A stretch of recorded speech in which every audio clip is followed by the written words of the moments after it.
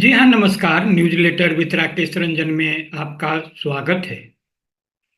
इंसान के मस्तिष्क में अनगिनत भाव विचार आते हैं, जिनमें सबसे अधिक कोमलता लिए कविता का भाव ही होता है। हिंदी साहित्य में खासकर आज के डिजिटल दौर में अनगिनत लोगों ने अपनी अपनी दुनिया बनाई, जिनमें कुमारी छाया भी एक नाम है। कुमारी छाया अब नहीं रही। दो महाकवल मौत उन्हें छीन ले गई हम सबों से। एक थी छाया शीर्षक से पहली कड़ी में मैंने उनकी पहली काव्य रचना एक प्याली चाय के बारे में बताया था, उसकी चर्चा की थी। उनके जीवन संघर्ष को भी संक्षेप में रखा था। तो आज दूसरी कड़ी में हाजिर हूं उनकी तीसरी पुस्तक जिंदगी अभी बाकी है की समीक्षा के साथ। आपको जैसा कि पता हो, जब विश्वव्यापी फैलाव कोरोना का हुआ था और पूरी दुनिया त्रस्त हो चली थी, उसी दौर में इलाज और जांच के क्रम में यह जाहिर हुआ था कि कुमारी छाया को कैंसर जैसी जानलेवा बीमारी ने अपने घेरे में ले लिया है। तो फिर कुमारी छाया ने कुछ अलग करने की ठानी, उन कामों को पूरा करने का प्रण लिया जो जीवन की आपाधापी में पूरा नहीं हो पाया था और कल पर छोड़ दिया गया था। तो एक के बाद एक चार किताबें आई, पांचवी प्रकाशन के क्रम में है। वो दुनिया में नहीं रही। वो पुस्तक जब प्रकाशित होगी तो उसके बारे में भी मैं जानकारी आपसे साझा करूंगा। तो आगे बढ़ते हुए बता दें कि कैंसर पर ही केंद्रित पुस्तक जिंदगी अभी बाकी है की समीक्षा एक प्याली चाय की तरह झारखंड के वरिष्ठ पत्रकार व लेखक ब्रजेश वर्मा ने की है।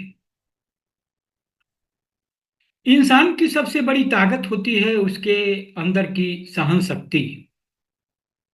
कैंसर एक ऐसी बीमारी है जिसका नाम सुनकर ही लोग कांप कांप उठते हैं और फिर उसके अंदर की जीने की ललक खत्म होने लगती है। यह मैं इसलिए कह रहा हूं कि लोगों को कहते सुना है और अपने परिवार के उन लोगों को भी देखा है जो इस बीमारी से लड़ रहे हैं। अब इसका एक दूसरा पहलू है, उसे आप लेखिका कुमारी छाया की नजरों से देखिए। लेखिका विज्ञान की शिक्षिका और कैंसर को मात देने की संघर्ष कर रही हैं। उन्होंने अपनी हिम्मत को इतना बुलंद किया कि तमाम तकलीफों के बीच कुछ ऐसे सृजन कर डाले जो दुनिया को एक सीख देती है। कुमारी छाया ने ऐसे ही घातक समय में 3 किताबों की रचना कर डाली, जिनमें से एक प्याली चाय, मेरी उम्मीद की ओर तथा जिंदगी अभी बाकी है लोगों के हाथ में है। जिंदगी अभी बाकी है जब प्रकाशित हुई तो यह उनकी पहली 2 कविता संग्रह से अलग थी। जिंदगी अभी बाकी की शुरुआत होती है इन पंक्तियों से। परिस्थितियों से व्यथित नहीं होना मन मेरे, विचलित नहीं होना मन मेरे, तुम तो हो धैर्य के उपासक, सहनशीलता तुम्हारे मीत हैं, करुणा का हृदय में है वास, व्यथित नहीं होना, विचलित नहीं होना। व्यक्तिगत रूप से यहाँ बैठे बैठे मैं लेखिका के मन को तो नहीं पढ़ सकता, किंतु एक अनुमान जरूर लगा सकता हूँ कि अस्पताल के बिस्तर पर घनघोर पीड़ा के बीच उन्होंने ये शब्द कैसे लिखे होंगे। मन में आस रखें, विश्वास रखें, सब अच्छा होगा। मन की शक्ति को कमजोर न होने दे। आत्मविश्वास से सारी दुनिया जीती जा सकती है। मैं अपने शुरुआती शब्दों को फिर से दोहराता हूं कि इंसान की सबसे बड़ी खासियत होती है उसकी सहन शक्ति। कुमारी छाया इसका एक उदाहरण है। पुस्तक जिंदगी अभी बाकी है न सिर्फ कविता संग्रह है, बल्कि लेखिका कुमारी छाया ने अपनी पंक्तियों का कुछ से विस्तार से विश्लेषण भी किया है। वह कहती है, आत्मविश्वास भी अकारण नहीं होता, क्योंकि प्रतिपल हम जीवन में विस्मयकारी क्षणों का सामना करते हैं। विस्मयकारी क्षण जैसे अचानक जब मुझे पता चला कि मैं लंग कैंसर से ग्रसित हो गई हूँ, वो पल बहुत कठिन था। सब आश्चर्य में थे कि ऐसा कैसे हो गया। फिर वह कहती हैं, मुझे प्रकृति और उसकी सुंदरता आकर्षित करती है और मैं अपनी समस्याओं और तकलीफों का हल उसमें ढूंढने की कोशिश करती हूँ। तब फिर उनकी अगली रचना शुरू होती है। प्रेरणा मिलती है हर खुशी से, हर गम से, हर जीवन से, हर हार से, हर जीत से, हर दिन से, हर रात से, हर अपनों से, हर पराये से, रोशनी से, दम से मुझे प्रेरणा मिलती है। यह पूरी किताब ऐसी ही मजबूत मानसिक शक्ति का बयान करती है। लेखिका उन लोगों को एक संदेश देना चाहती हैं जो किसी भी तरह की तकलीफ से गुजरते हैं।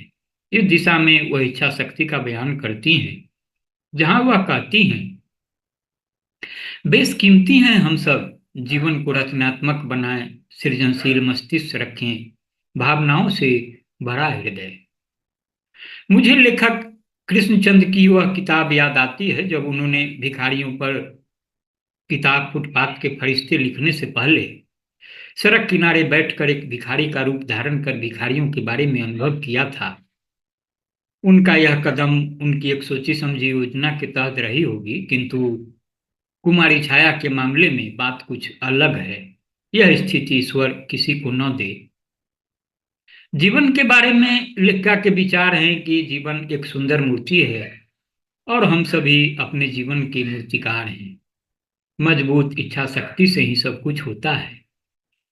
उनके विचार इस रूप में आते हैं, बनाऊंगी सुंदर एक मूर्ति, बनूंगी मैं उजगर, अपनी कल्पना को शरीर दूंगी मिट्टी का ही, पर होगा वो सजीव, बातें करूंगी पहाड़ों अनवरत, मुस्कुराऊंगी मैं भी। भावनाओं से भरी इस किताब को अपने हाथ में रखना मानो ऐसा महसूस होता है कि हाथ में एक छोटा सा बगीचा हो, दर्द और हौसले का। तो आप इसे सुनने गुनने के बाद प्रतिक्रिया देंगे। मुझे खुशी है कि आपने एक थी छाया की पहली कड़ी को सराहा भी, अपनी प्रतिक्रिया दी। तो आपकी प्रतिक्रिया का इंतजार रहेगा। आपको और बहुतेरे वैसे लोगों को जिनके जीवन में एक बार की बड़ी दुश्वारियां खड़ी हो गई है, उनको हौसला मिलेगा। तो बहरहाल इतना ही। नमस्कार।